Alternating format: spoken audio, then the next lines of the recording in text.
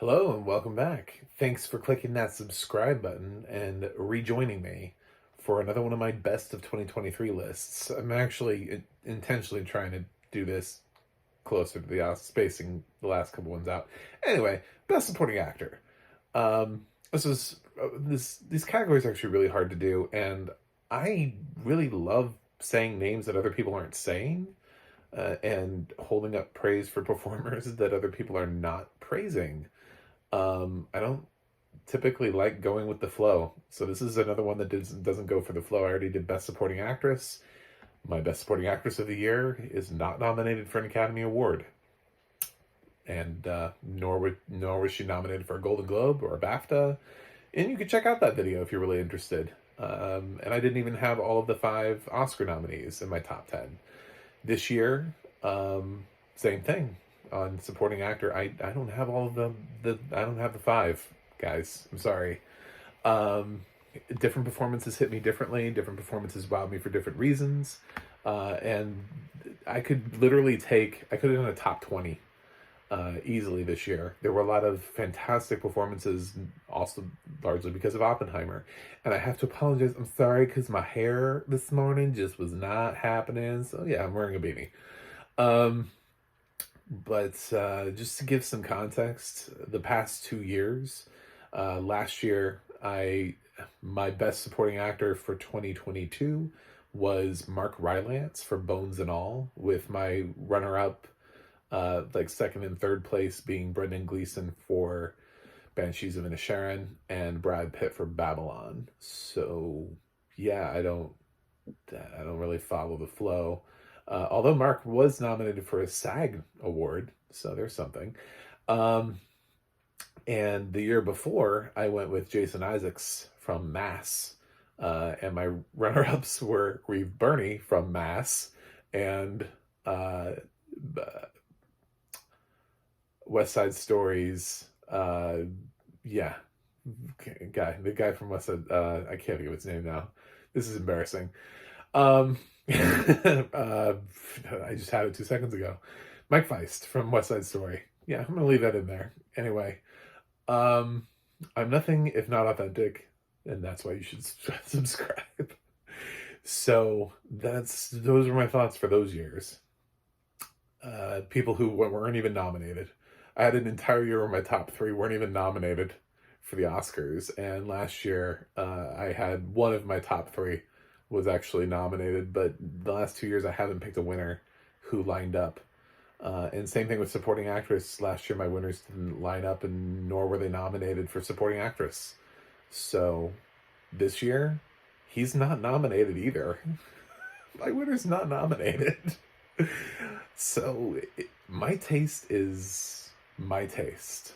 And let's get into this. I do want to acknowledge some presence of honorable mention because I, like I said, I really feel bad. I felt bad about supporting actress. I should have done it with supporting actress with a couple people, but there's a couple people who were, I like, but I love my top 10 and I'm happy with my top 10, but I wish I could extend it. So I wish I could extend it to include Ryan Gosling from Barbie, uh, Mark Ruffalo from Poor Things, Matt Damon from Oppenheimer. Yeah, just a couple extra little performances from people who I thought did really strong work last year. And I just don't have, I'm doing a top 10, you know, not a 13 or a 14 or however many I want to include. I could keep going. There are more great performances, but those are the 3 that really stood out to me as I feel like I have to say something. Um, so anyway, let's get into the list. Who did I pick? Coming in at number 10 is Willem Dafoe for Poor Things. I went with Willem as the Poor Things actor. It's so tight. I thought what Willem was doing was just more interesting than what Ruffalo was doing. I don't know. It's so laser thin. If I had an 11th spot, it would be Ruffalo. That's how close they are. But to be totally honest, the reason also why he's 10 is even though that I loved both Willem and Mark's performances, both of them get towered over by what Emma Stone is doing in that film. So I totally understand why they have been left off of some lists, why Willem is not an Oscar nominee, because it is actually really hard to vote for them, even though they're both doing fantastic work, as is the rest of the cast of Poor Things. Um, it's just there's like one person walking around just on like a different level, transcending the film. Anyway, moving up the list. Number 9 is Colman Domingo for The Color Purple. Um, I really enjoy this performance. I really enjoy how between the two performances he had this year, how wildly different they are, and how incredibly believable he is in both roles. How terrific he is, how he handles every scene, how nasty he is as Mister, and how he takes a character that is nasty and turns him around even in just the slightest. Makes you think like, oh, wow, there's remorse. I didn't think we'd see that. That's amazing. It's not like you ever really root for Mister, but you do kind of. I don't know. He does such a really good job. I've seen this film twice now, and Colman did kind of benefit from that. So that is sort of a benefit, but he just kind of slightly moved from like 10 to 9. I don't know. It's hard to tell. Anyway, what was happening there? But yeah, he's always been on my radar. But I don't know. I had a deeper appreciation for the performance. Number 8 on my list is Jacob Elordi for Priscilla. Yeah, I know it's Priscilla. I know you heard Jacob Elordi and you're like, oh, he's doing Saltburn. I liked him in Priscilla. I actually liked him in Priscilla more than I liked Austin Butler and Elvis. Said that in my review.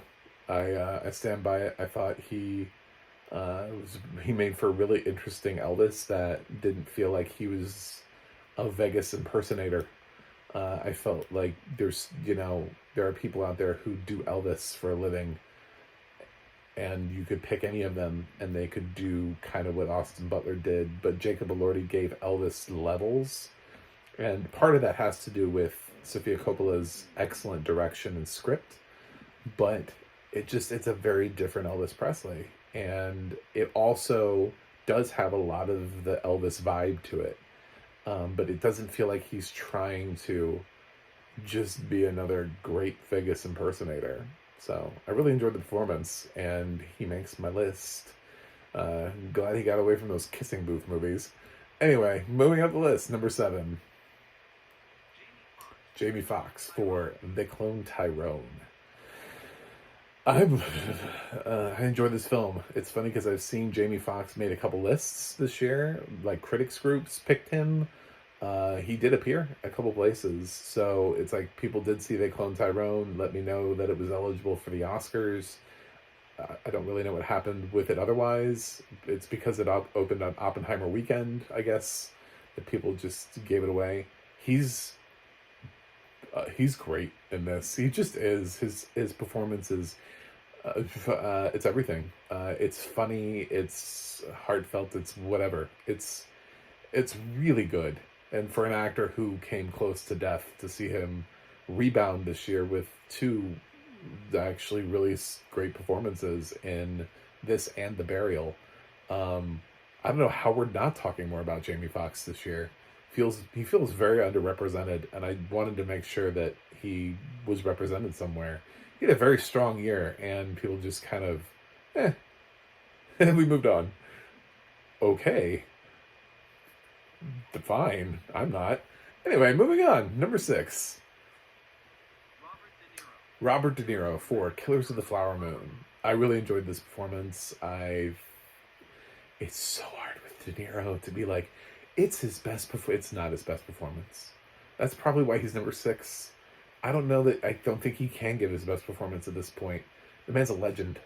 You look back at his career and you could easily find 5 performances that you like more than Killers of the Flower Moon.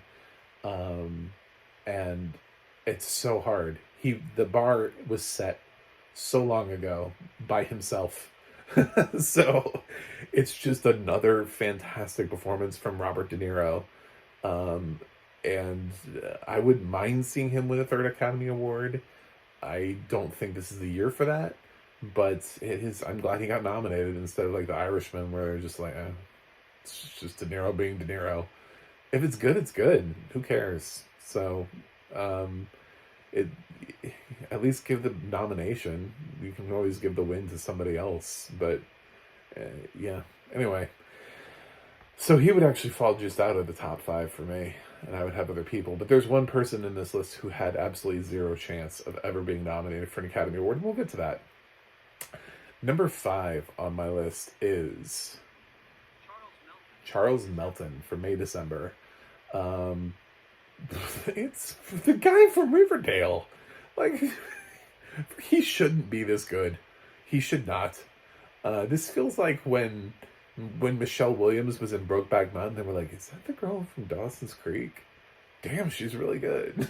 It just kind of is like, wow, like, all right. Um, yeah, the whole film hinges on him way more than it does Julianne Moore and Natalie Portman's performances, because he almost gives you permission to have any sort of emotional feeling either way, however you want to feel about, however you perceive or take May December. I think I see it more as a drama. Some people see it more as a comedy. I think everybody perceives this film differently, which is what makes it such an incredibly interesting film.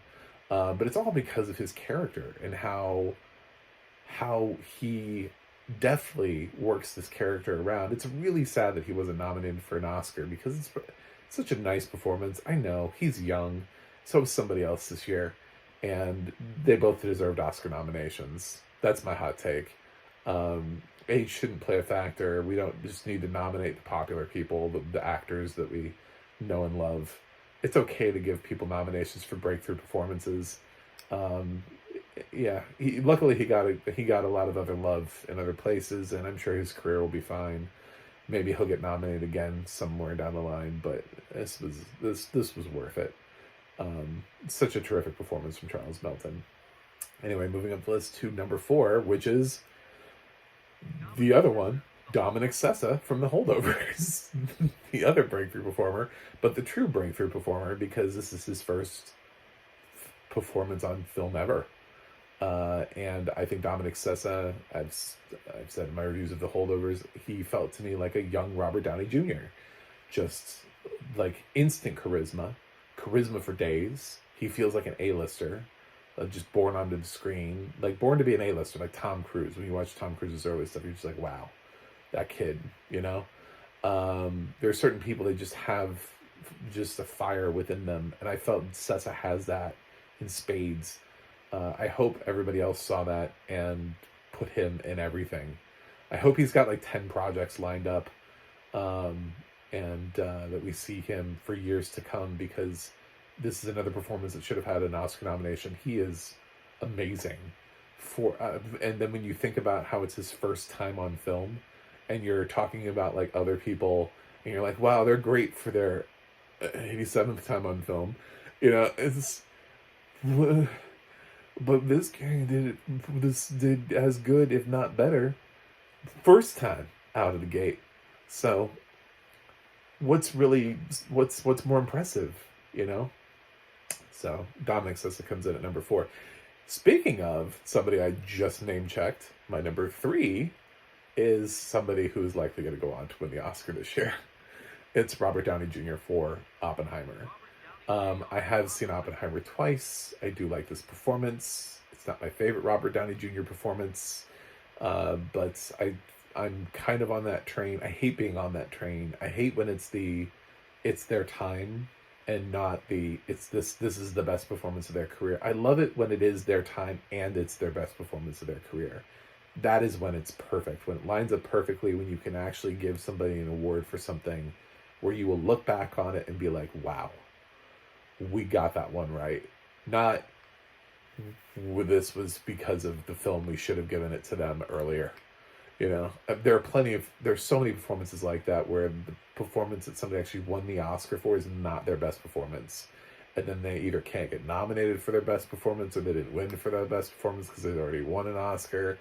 or they win an Oscar really late, and then you look at the 10 films before that they should have won for. There's so many things. And with Robert Downey Jr., yeah, he absolutely has work before this that is truly exceptional. But he is also really good in Oppenheimer. It doesn't feel like it's so far removed from his best performance, so I'm fine with it. He can win the Oscar, especially from the five people. But I have two guys that were not nominated for the Oscar, and my runner-up had zero shot because no one talked about him. I think I was the only person who was really blown away by his performance, and I've stood by him all year. He has not moved from the spot.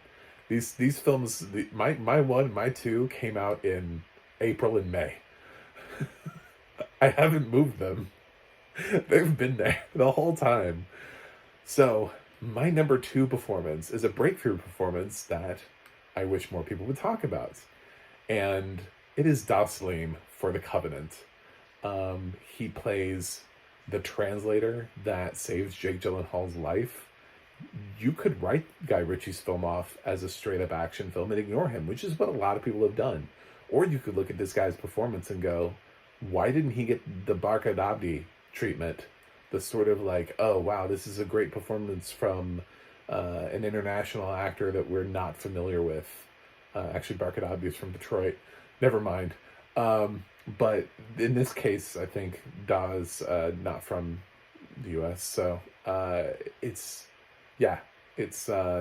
just recognize the amazing performance he's given here as a man who is wanting to commit to being a translator, and the work that he does to save Gyllenhaal's life, to protect his family. He has to stay hidden from the Taliban. It's actually a really great movie, first of all. And Jake is really good in it too. But Das Lehm just kind of popped and hit me, and I was blown away by his performance. And if there wasn't one other performance that blew me away even more from an actor I was also sort of like equally unfamiliar with, well, everything but one performance, then yeah, I would have probably had him as my best supporting actor, and not cared what anybody thought. So if you haven't seen The Covenant, please watch The Covenant. Das Lehm is terrific in this. But my winner, you know what? I mentioned when I did my Oscar predictions and then I did my Oscar reaction, I said I took the hit on Gold Derby because I was not going to remove somebody from my predictions. I said I couldn't do it. I was like, I've had them there from day one. I had them at 100 to 1 odds, and it's my favorite performance. It's been my favorite performance, and I couldn't actually move myself, so I was either going to win big, but I was pretty sure I was going to take the loss, and I took the loss. But I took the heat for the right performance, and that's Glenn Howerton for Blackberry. Yeah. Wow. I will remember this performance. I thought he was fantastic. I thought he was terrific. He absolutely takes over and consumes the whole movie. I can't really think of a performance like this that I've seen recently where somebody just comes in and like the film is happening and then you just add this character and it just gives a whole new energy, whole new life to the film. I wanted more of him when he was off screen. I was like, where is he? It's a great performance, and I'd kick anybody out. I'd kick Downey Jr. out if I could get him. I would kick anyone out of the Oscar top 5 for this performance.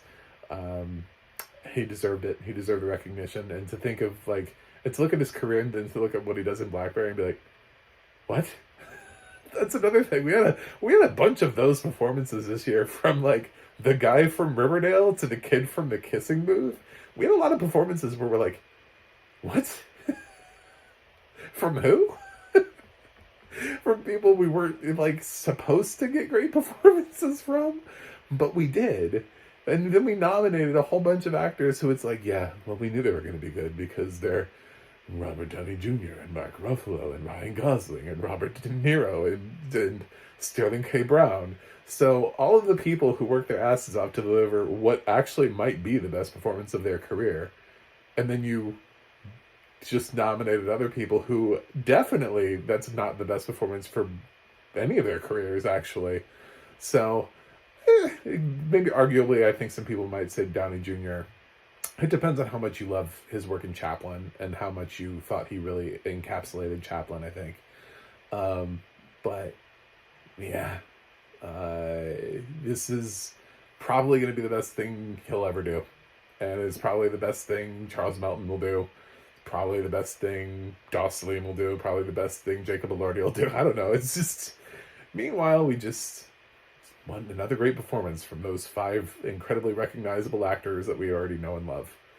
So, Glenn Howerton is unabashedly my pick for Best Supporting Actor of the Year, following last year's winner of Mark Rylance for Bones and All, a film that just did not get out. I didn't even think I'd like that film at all. I don't do cannibalism films. I don't. But he was really good. And Jason Isaacs, if you haven't seen Mass, oh my god. And Jason Isaacs in the scene where he's recounting the timing of the event, that scene put him at the top of my list. Put a tremendous performance, and I think that is the best performance of Jason Isaacs' career. I'll stand by that. I think Mass is the best performance from an actor who's never been nominated. So, yeah, let's keep moving on and keep highlighting great performances. I've still got 2 more acting categories to go. Hopefully you guys enjoyed this list, and I will see you guys on the other side.